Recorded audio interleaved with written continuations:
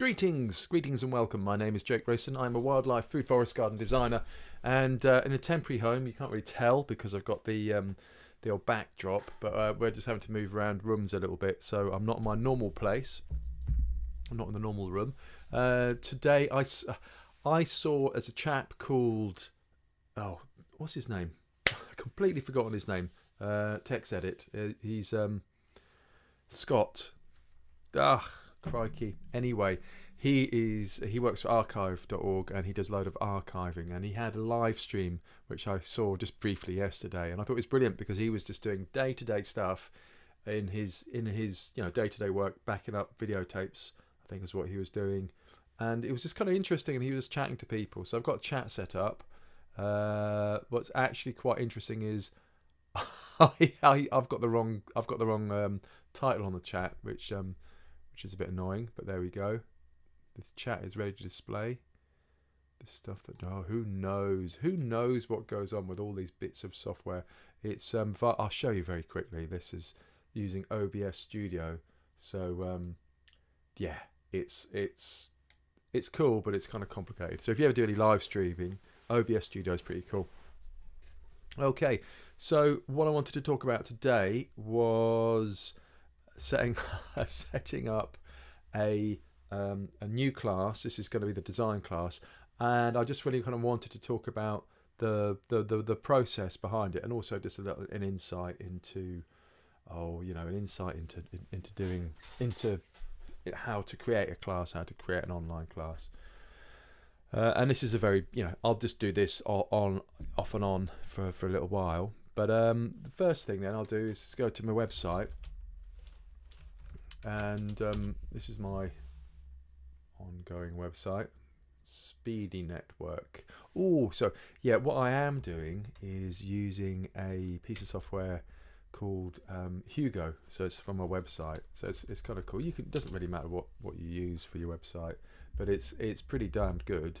But I use a lot of, because I'm an old web designer, I use a lot of plain text files, so I find it actually much easier to use plain text files. So I use a text editor, and I can show you just like, it's pretty cool.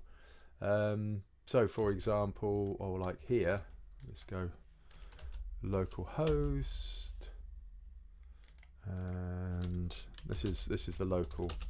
I've got it running locally. So this is the screen that I've got for this particular live stream, and this is the text. So what you do is you change it to very new design class, and you look, and it changes it in the website. So you're just editing the text, and everything else gets updated as well. So super cool. If you're ever into any websites and stuff, it's kind of actually the way to go. It's very cheap to run, it's free to run, and you can use a whole range of different tools for it as well.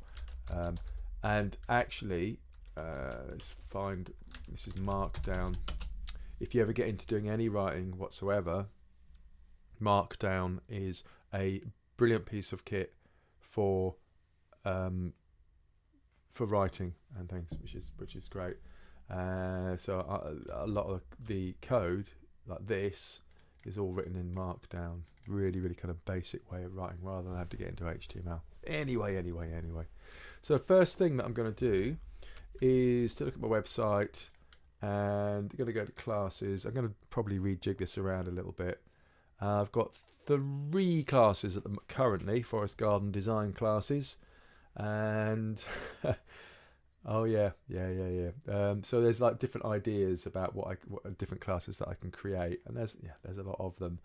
And I always kind of thought, it would be brilliant on my forest garden.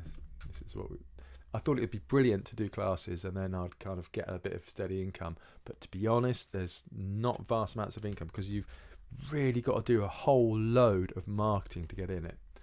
I just realised the forest garden primer is it's free now, so I'll just change that whilst I'm here.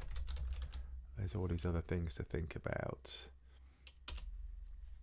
£1.99. No, it's free, I tell you. There we go. there's just so much. There's so many kind of cool tools and things. So here it's a terminal. Change price of Forest Garden Primer.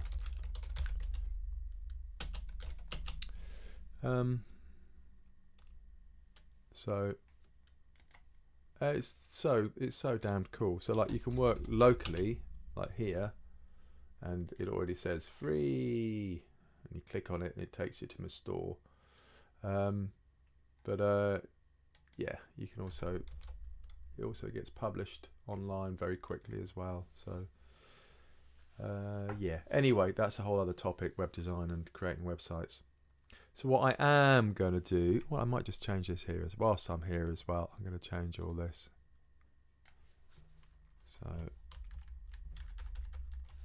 I'll just show you what I'm doing. I'm just tidying up some of the bits and pieces. And then what I'll do, just classes tidy, and then push that to the website. So what I want to do really is how to design a garden, and you know what, I'm going to do this as well. I might just do this. Oh, it's so cool. There's just so much stuff going on here, because I want to design a garden. I'm going to sort lines. There we go. And that just sorts your lines so that they're sorted alphabetically, so there's no particular order that I'm doing in. So what I'll do then is to create the design one, how to design a garden, because I think, you know, this is what I do on a day-to-day basis, is kind of create designs, and there's an awful lot of kind of mysticism about it, but some really kind of key things that you can do for your own garden that will just make a massive difference. And I think there's a lot of, I don't know, it feels like an awful lot of woo-woo, I don't know what you call it, an awful lot of people making stuff that are kind of overly complicated, really. And it does take time to get into designing gardens and do them right, but there's an awful lot that you can do for your own garden as well. And let me just move this over. Okay, so there's Ronnie barking. Right then, so this is a design I did. This is called the Undergrove, which is a project down the road. Oops, let's get that. And this is, listen, as Ronnie barking. Ronnie Barker is barking. I'm just going to put up with it, the dog in the background. And this is, it looks really, really complicated, but actually the key things are circles for trees and then lines for paths. And there's a vast amount that you can do, which will, it doesn't really rely upon anything more magical than that. And then you've got the sizes of the plants that you want, and you kind of try and figure out where stuff is going. And really, this is as useful for a it's kind of useful to have it as a way of as a reference. So I've just been doing a load of work. I planted, that's a good point actually, I planted a Chilean guava here, and actually it's now a Cornus, what on earth is it called, can't remember, Cornus, I've got it written down. So I'll just put like dogwood for now, and yeah, I can just update these. It's not ugly more than I. So they're kind of, it's cool to have a map, but this can just be pen and paper. If you're just doing one plan, I'd say stick with pen and paper, because this is quite a lot of stuff to learn using CAD. But the basic idea behind it is circles for plants, lines for paths, and then you design as much in situ. And the plan itself really is as a kind of guide to say how many plants do you need, where they're going to go. But an awful lot of this you can kind of guess and second guess as you go along, because things are always different on the ground when you actually get You know what? I can't remember the name of this at all. Cornus. I think it's a sanguinea. I'll come back to it. So yeah, so this is the kind of process I want to demystify, is the kind of key things to know when you're designing a garden. So the first thing that I'm going to do then is, let's get rid of that and get rid of that. The first thing that I want to do is to create a new class, is to create a new slideshow. Now, slideshow, this is interesting. Oh yeah, we'll do. Cool. So slideshow is made, if it, like any of the classes here, I've got all the slideshows are freely available for them, and they're all, if you look at the source code, it's called Remark, and it's a web-based Markdown and HTML, really simple text files, and I made all the slideshows using this. So it's just really simple. It's really easy to keep up to date as well, and copy and paste and all the rest of it.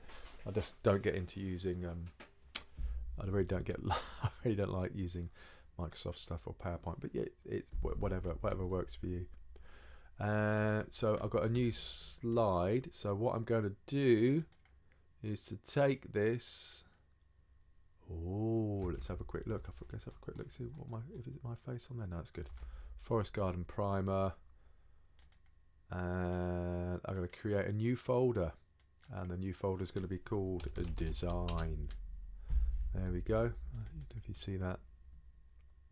And I've got this. This is the Forest Garden Primer, and I'll save this as Slides, and it goes into Design, and it just save it as that. So now, if I go into my local website,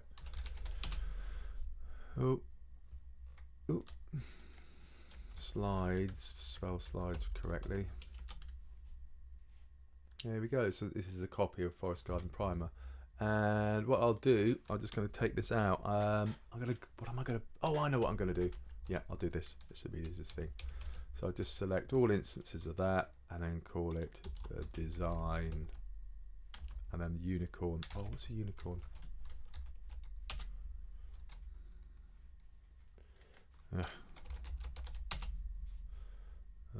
Unicorn. There we go. So this is it's funny. Forest Garden Design, hooray! With the unicorn. So this is going to be the slideshow for that. So I'm just going to go and take out a lot of these things. Okay, class outline. I'll leave class outline in there.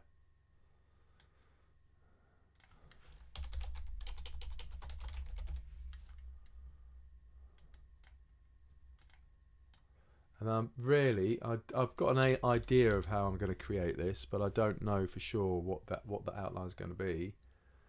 But I will keep it there. I'm not just going to go.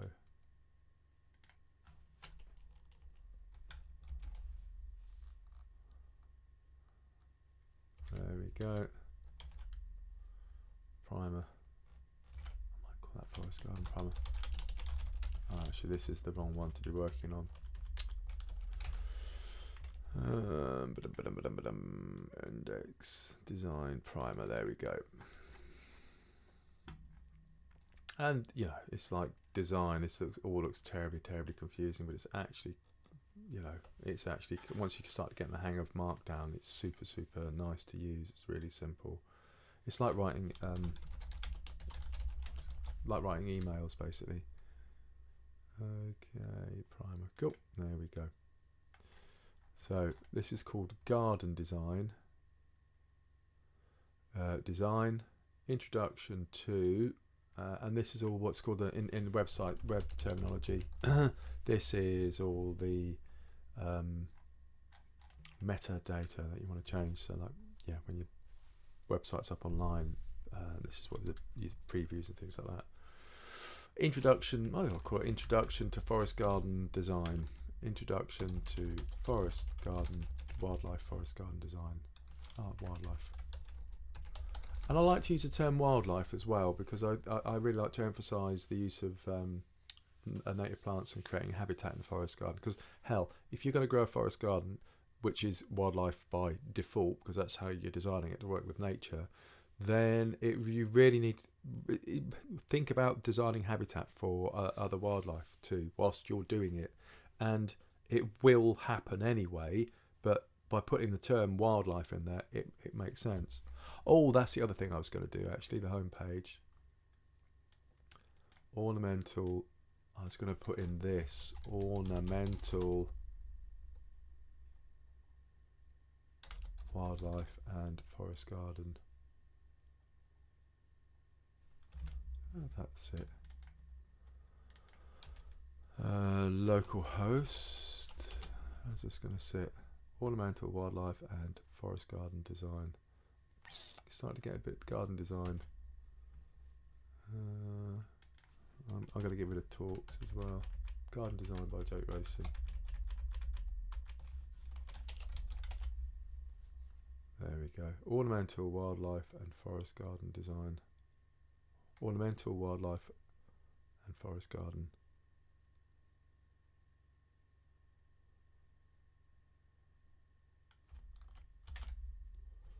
It's cool. It's kind of what happens. Non-breaking space.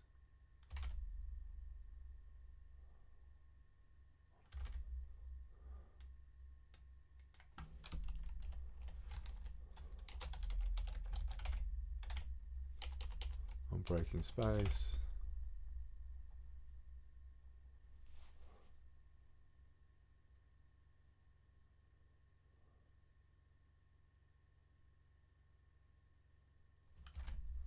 Wildlife.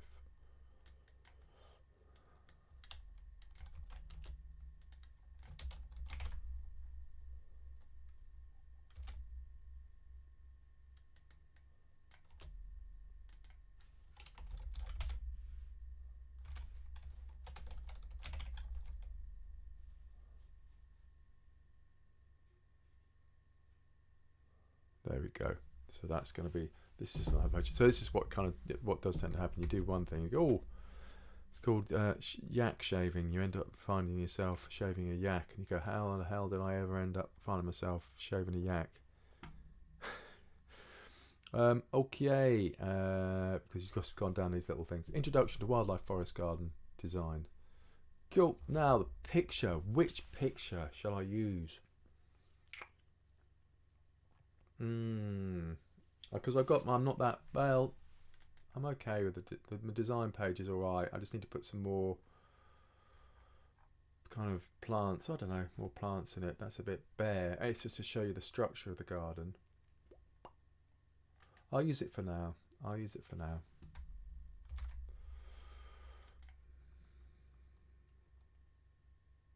Here we go. Oh, let's do that. Okay. So this all looks kind of scary and everything, but honestly it's not. It's going to be a width 800. Ooh. There we go. Width 800. Cliff top. Path from the stump. Lovely little garden. The cliff top garden is. That is just. It's so nice. I'll show you very quickly. Such a nice little garden. I need to go back. These are photographs when it was first planted up. But it's just, you know, it was just like a patch of grass, and we put paths in and a fence and planted it all up, and it's just, you know, it's lovely. It's really, really beautiful. I mean, I'm not saying that because I designed it. I'm saying that because it actually is like a really, really nice space, and the lovely people who live there as well. So it's all good. What was I doing? Oh yeah, that was right. I was going to use that photograph in here. So let's go back. Let's go back and change that one. Wildlife forest garden. Forest garden design. There we go. Introduction to designing a wildlife forest garden. How many times can you say the same thing? Overhead shot. What is the thing for that?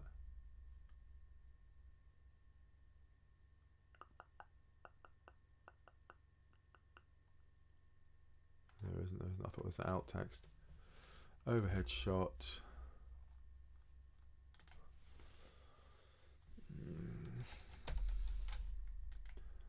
So this is years of working as a web designer, so I'm perfectly kind of happy. Oh, not that one. I want design. There, that one.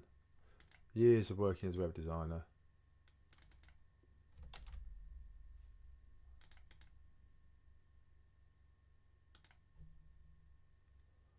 Cool, there we go. I get used to kind of copying and pasting stuff and jumping around, but it's okay. Put a thing in there. View from above a wiggly path in new garden, and then I'm going to put that one in there. Okay. There we go. Slides primer. Slides design. And this is forest garden design.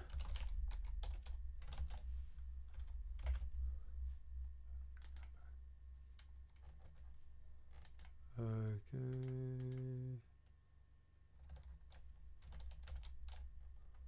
Oh, that's not the right size. 736. No.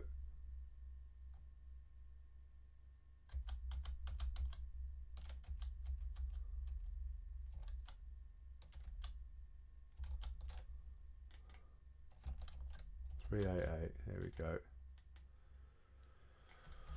Width 388 pixels. Oops. Dunk.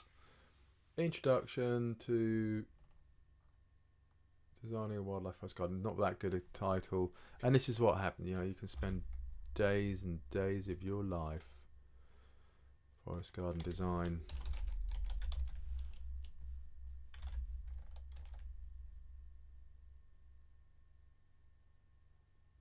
Garden design.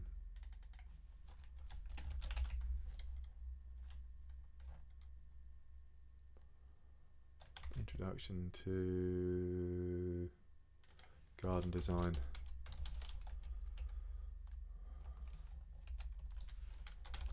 Working with nature, something like that. You see, you spent hours and hours of your time just thinking of individual words. It takes a long time. This is just one slide amongst 30. Design. There we go. Yay! Forest garden design. I'll change this. Forest garden design. Garden design. I think I might just call it garden design, to be honest, because it really is garden design. And then I'll put the forest garden. Introduction to forest garden design. Designing a forest garden.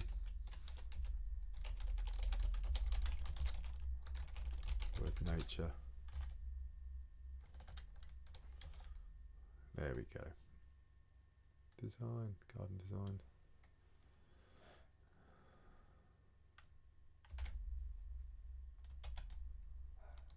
Okay, dog's barking again. There we go, so that's good. And then we just look class outline. Okay, we've done all that.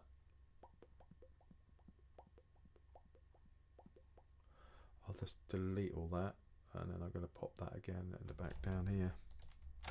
Oh, that's good. So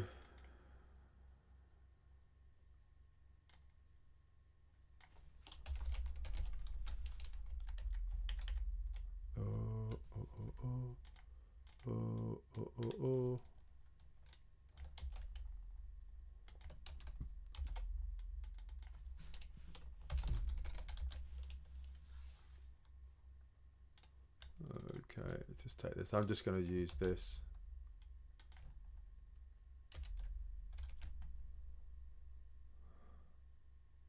That's cool.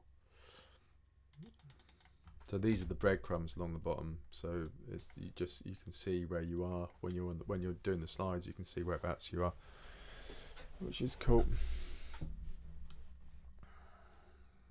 Okay, so I'm going to get rid of all these slides. This is actually really, I'm kind of amazed if anyone actually watches this at all. But there we go. Well, just because watching someone else work is interesting, but alright, I'll give it all that. There we go. Right, and then down to the end. Oops, hold on, which one is it? That one. I might come up here. Class resources. There we go. The end. Good. 388. Good. I'm going to go back up here. It's 412. It's not this far now. I'm going to go and grab that photograph here. And then all the way back to here. 420. If you are watching and you do want a decent image way to handle images, like for websites, Cloudinary is brilliant, absolutely brilliant. I mean, it's a bit, yeah, again, a little bit techy, but I've got folders for each of my clients, and then I've got the kind of general stuff as well. So if I'm working on a particular client, I can put folders directly in, photos directly into that folder, which is like really cool. And then you can copy it and then put it into your website, and it's easy to do that. There's lot, you can use WordPress with it as well. So yeah, I really like it, and it's a free version. And then what I do, I mean, this is actually, I was going to make a class out of it. Like a lot of the you know, if you're using your photos on here, then there's I've got a way to shrink the images down in size. Like if they're about 4 megabytes when you take a photo on your phone, they're about 4 megabytes, which is really huge. But then you shrink it up and you shrink it down to about 1600 pixels wide, 1200 pixels wide, and put it up onto a Cloudinary, and then they're way smaller and they work really well.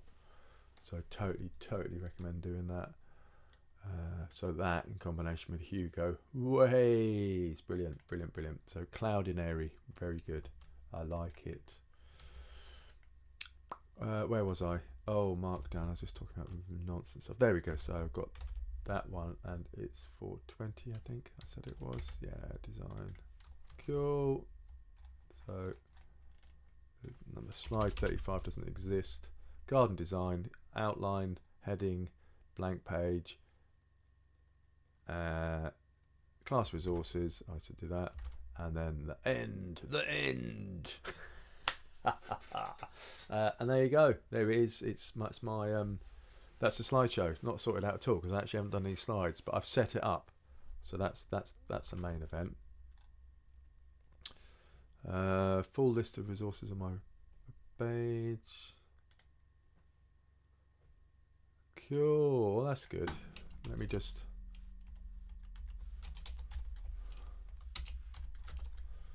What was I going to put in here? QCAD, LibreCAD.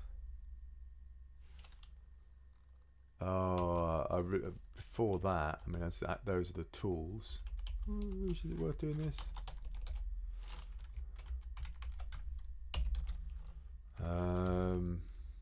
Reference.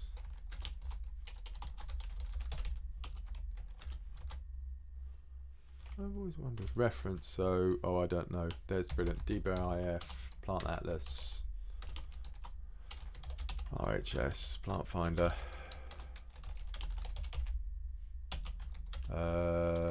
furniture, CAD blocks, forest garden, spreadsheet, garden wild spreadsheet,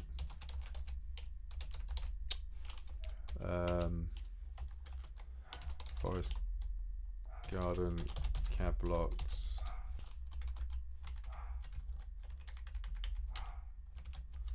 it's going to change then. Forest garden spreadsheet, garden wild spreadsheet. Oh, there's absolutely tons of really good resources here. but I'll come to that again. So that's cool. And then just refresh that page. Yeah, starting to get a bit full. Oh yeah, getting a bit full already. Full list on resources.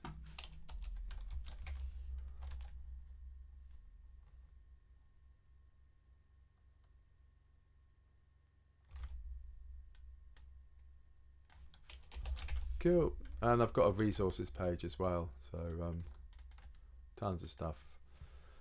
This just lists kind of handy stuff, which reminds me I really ought to put down QCAD and the other one, LibreCAD, on there as well. Oh, mobile program. Yeah, I'll do that just for a laugh. But that's handy. That's a kind of handy reference if you ever do any design work at all. There we go. Class resources, and then to kind of get all this into some sort of shape. To give you a little background history, I've got a course called Backyard, which is, I spent a couple of months doing it actually, and I make approximately £12.50 a month from it now, which was probably not a very good investment, or a return on investment, as they say in banking terms. But there's a lot of stuff. There's a vast amounts of material in here that I'm kind of reusing, and I'm just going to take like the ideas behind this, and then I will. It's kind of interesting. I haven't seen this for ages. I'll take the ideas from this, and then I'm kind of going to go reuse them. And what I think is really important is the kind of practicality of it. It's kind of nice to start off with some principles, like the kind of philosophy behind forest gardening, first of all, because we live in an extractive kind of capitalist. Everything's, in the UK at least, is based around business, and it's based around what you can get, making money, and what makes money and what doesn't make money. And if it doesn't make money, then it's no kind of good. Whereas, yeah, it's if you're approaching a forest garden, don't ever think you're going to make money out of a forest garden, but it's actually kind of essential in lots of respects for a kind of a declining climate. Maybe I can just put the dog out because he'll just bark outside as well. Hold on 1 second, I'm just going to close the door a bit so it's a bit less out. Landscaping injury. I've got my shoulder. I shouldn't stretch out with my left hand. I've got a rotator cuff niggle going on. Anyway, yeah, so if you kind of start off with the philosophy of a garden, it's not based around price, it's not based around making money, but it's actually based around the wildlife and the produce that you're going to get, then that's a good place to start, and that informs your design decisions. I think there's an awful lot of design out there. Design can be very narrowly defined. So you say, I want it to look nice. I want somewhere to sit when I have my friends around in the evening for cocktails or whatever. It becomes very very kind of limited. Whereas if you're designing in a kind of broad sense, first it's more liberating, because it's not like you're designing. You're designing for everything, and you're much more loose about it, because it's like here there's a hawthorn, and hawthorn, well, is a hawthorn an ornamental plant? Well, it's got absolutely stunning, beautiful wildlife plant one. Every single garden I'll ever be in, I'll put a hawthorn in there, because they make amazing wildlife plants. They're fantastic. They're a food source. It's early pollinators. It's habitat. It's got thorns on. It's good protection for birds. It's just brilliant. Lots of stuff. Lots of insects eat it. There's a whole range of different reasons why you'd want one in there. And then you put a hawthorn into your garden, and some people go, "Oh, it's a common hawthorn." Well, tough luck, really, because it's brilliant. It's a brilliant plant, and it should be in a garden. Yeah. So I think once you get behind a philosophy of something, then you can see how important it is, and it's not just about the way that it looks. It is about the way that it looks. Don't get me wrong. Don't make it look but ugly. Make it appealing, but you can you can make it look good with native plants and with wildlife habitat. That's the whole point of design, is to be able to use the materials that you have to hand. Don't feel like you got to. It's like going into freaking supermarket and pulling off non-native plants. Oh, that looks nice. I'll have that one, and I want that one because that shade of pink matches my curtains. Oh, give me a break, honestly. Anyway, did I start ranting all of a sudden? So anyway, what I will be doing then is to use this structure here. I've got an example. Yeah. And I'm not terribly sure how it's going to pan out, to be honest. Yeah, I think maybe I'll go for more kind of practical side of it, because I think there's a lot of the stuff. I mean, I'll talk about it and just kind of it'll come out in the wash, so to speak. So practically, when you're working on a design, a really kind of you look at it in the whole. Yeah, okay. So you've got your philosophy at the start of it. So the philosophy is working with nature, and not just nature, working with what you have in situ, on the site, in the landscape. Yep. We live in West Wales, okay? I'm not going to put limestone in because it's slate everywhere. Yeah, there's slate everywhere. The house is built out of slate. It's slate quarry down. There's a quarry down the road. There's slate on the roofs. It's slate. I don't know, stone slate, whatever that's called, but it's slate. I don't want limestone because it's not a limestone area. It's slate. And I think it's the same with gardening. I don't want red hot pokers, not because I've got anything against red hot pokers. I really haven't. They're beautiful plants in South Africa. But I don't know really. Why do you want to have a plant which isn't from here, just here to serve? Oh, because it looks nice, because it looks like a red. I'm sure if you're into plants, and I think it's a grey area, and it would be nice that you shouldn't just diss people who want to have non-native plants. But just because it's exotic is not really a good reason. Don't get me wrong. I've got Asian pears. I've got North American hawthorn, June berries, loads of aronia berries, all sorts of non-native plants. Don't get me wrong. I'm not saying no to non-native, that it's got to all be native. But I am saying, if that's the only decision that you're basing it on is because it looks pretty, what the hell? I mean, really? Is that it? It's a bit shallow. Yeah. So actually, I think I should put philosophy. Oh, kind of philosophy sounds a bit pompous. What do I call it over here? Benefit. Philosophy. Work with nature. Yeah, I've kind of changed. Basically the same stuff. So philosophy, native plants, wildlife. I think wildlife, edible crops, wildlife, habitat, create edible ecosystem. Okay, so that's the kind of basic idea. The philosophy behind it. I'll go back. I have got Forest Garden Primer. If you go to my store, where's my store? Gum Road storefront. I've got the Forest Garden Primer here, which is free, and then you can have a look at that, and you can, yeah, it's got a lot of this stuff in. But I just really want to revisit it in terms of the design. I saw a very nice thing yesterday on Mastodon. I use a lot of on Mastodon. It's like a Twitter alternative, and it's not owned by billionaires, so it might be a little bit tricksy to use and find stuff and follow hashtags and all the rest of it. But honestly, it's good. It's a really kind of good social media space. It's much like Twitter was in the old days. And then someone's talking about design and said the best thing that designers can do is stop designing shit that no one needs. And I thought that's really good, because it's like this idea that, oh, we can design stuff, but it's always design in isolation. You know, design as I'm guilty of this as well in my kind of past career as a web designer. I didn't really think who I was designing for, but it's always that's the bigger question, you know.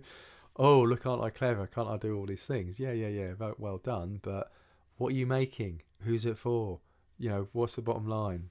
So I feel a bit happier in my new career as a forest garden designer, because I'm creating forest gardens, and it's good. It's kind of like, it's good for people and it's good for wildlife. So there you go. That's actually an Aronia blossom, by the way, the forest garden primer one.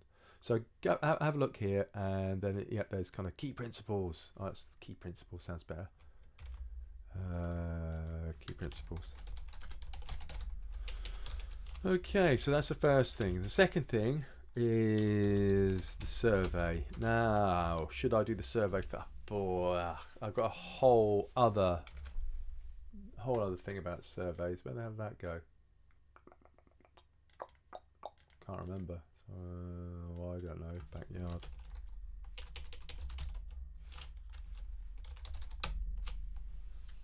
Oh, maybe it isn't. How was it called?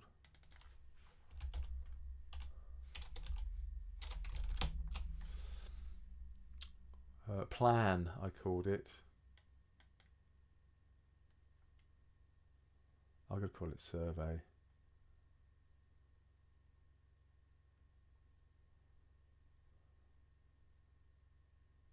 Observations. Measure. There we go. Now that should be a thing. Summary. Let's see, other class. That should be a class in its own right, to be honest, because there's quite a lot of things to make note of, to go through. So to be honest, to get into an hour, I could do it as a freebie, I guess. Take that class out from the backyard and then put it through. Yeah.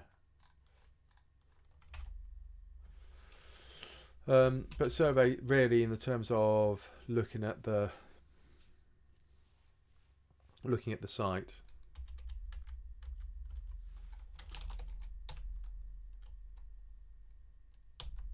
Site survey. And then once you've got that, because that kind of forms the foundation, again, going back to this kind of idea. Oh, hold on, native. Indigenous is the wrong word. What's it called? There's like architecture. When you have architecture, which is specific to a particular area. Oh my goodness me. What the hell is it called? Oh, it's got a name for it anyway. It's architecture, which is... it's because the webcam's on, I can't think of it. There's a vernacular, but also terroir, which is a French word for like used in terms of wine, but where the wine's from, it's climate, but it's also its geology and its hydrology, when it's water, how the water flows and all the rest of it. So you could think about that as well, but that's kind of big old part of it. That's the philosophy, local. Oh, it's good. Key principles, see forest garden primer. So this is what I do. This is my kind of, I'm cannibalizing other bits and just building on other sections. Now the reason for me doing this really is because I kind of wanted to update the backyard forest course, but it's 3.5 hours long, and it's actually really difficult to shoot and edit just like these little chunks of it. So what I'm going to be doing is to break it up into classes, because it's more manageable, and then I can update them more easily, because it's just me, you know, it's an hour. It takes me probably 3 days to write. 3 days to write, video and edit and upload a class. So that's quite a lot of work. And this is like an integral part of it. Survey, so philosophy, survey, and I want to look at this features and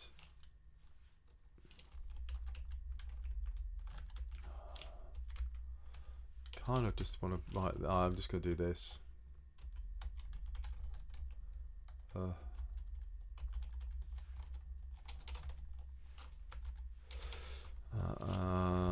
Features, harvests, seeing, wildlife,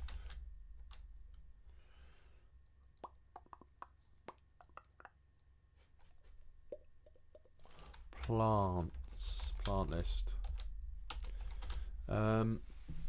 Yeah, so how I've kind of done it before. It's just it's quite a nice way of doing it. Saying, well, what do you want in your garden? I mean, I think there's just a couple of things I'd always have in a garden. Let's put this in because it's interesting. One is a pond, because they're absolutely fantastic for wildlife. No matter how big the pond or how little the pond, they are brilliant for wildlife. They're just fantastically rich thingies. And then the other thing that I would have as well is pond and also a seating areas, morning and afternoon. And this is like a seating area for where you have a cup of coffee in the morning if you drink coffee or whatever your beverage of choice is, and then in the afternoon, the evening, like where you have a cocktail in the evening. So it's like these are the places that you go to. So they're like destinations. Plant list, paths, and that'll do for now. Okay, I'm going to call that a day because people have returned. But that's a start. I've made a start on it, which is good. So this is my class outline. So what I wanted to, I'll whittle this down and then put them onto different slides with pictures and stuff as well. But what I really want to say about is getting an idea of what you want in the garden, and then what kind of harvests you're after, what you like to eat. Or if you do want to have it as an edible garden, I mean, you can just use it for like herbs or absolute minimum just for kind of an ornamental garden or sort of place to be. So it's a whole range. It depends where you're at. And then the other thing is a plant list. So like a list of plants that you like. So I know I've got a client who hates yellow, and I have another client who doesn't like fuchsias, and another client, goes on like that. So that's always, it's very, very specific to, there's a lot of stuff that you won't know that you want, but there's also a lot of stuff that you do know that, I must have oregano. For me, oregano, love oregano, dwarf oregano is brilliant. And then paths is another fantastic thing. Really, paths form the framework of a garden. And then the shapes as well. So when you're designing, you're thinking in a kind of visual sense, you're designing in shapes. So you have like a dome shape, 2 meters, and it's a full dome, or it's a thin upright plant, or it's a plant that creeps over the edge, and you're not terribly sure which species you're going to use, but you have a sense of the shape of the space that plant occupies and how it occupies that space, whether it's see-through or whether it's dense. So there's all these kind of different considerations, but you think of it in terms of shapes and paths and different areas, and that really kind of opens up. I was working on this garden, the undergrove. I've got a nice thing of it, and I don't know how. Yeah, it's okay. It's not particularly. I haven't got any photographs of it finished here. But this space, this is actually, it's turned out really, really similar to that. It's hilarious. It's quite similar, which is fantastic. But this space is only 140 square meters. It's back garden, so it's quite a small. It's a fair. It's medium sized, medium small garden, but a lot of it's on a slope. But point is, you can actually do an awful lot in a small space. And yeah, thinking about when you're sketching stuff out like this, I'm not thinking about which ones, where these specific plants are, what particular species. I'm going, well, it's kind of, there's a pond down here and there's bushes down here and a bush up there, and that's the kind of feel that you want. is to be able to, is to be able to put it together.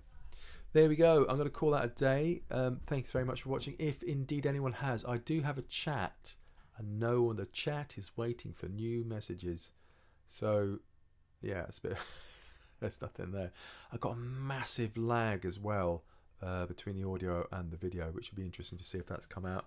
There is stuff I can do on OBS to do that, but who gives a damn? Right then, thanks for watching. See you again soon. Cheers, bye.